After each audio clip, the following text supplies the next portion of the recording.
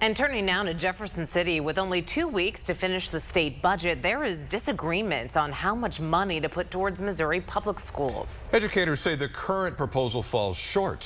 Hannah Falcon reports on what could be at stake.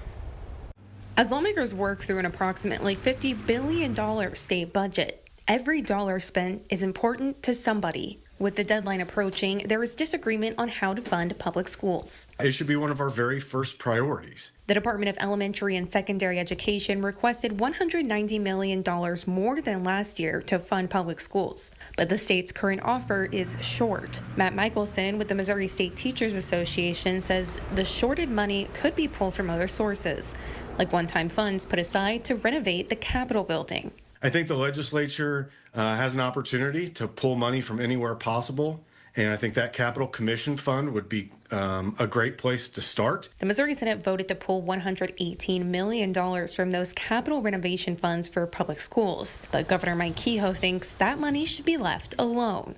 Well, the budget is a process, right? With two very different plans passed out of the House and Senate, both chambers have to come together in a conference committee to create a final version.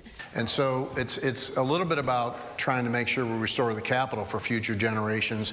It's also about using one-time money to fix an ongoing problem. If they can't come to an agreement on education funds, Michelson warns schools could lose what makes them most valuable. So being able to truly meet the needs of every student or provide programs for those kids, those are going to be the things that get cut first. Lawmakers have 2 weeks left to finalize the 2027 budget. It has to be sent to the governor by the end of the day, May 8th. Reporting in Jefferson City, I'm Hannah Falcon.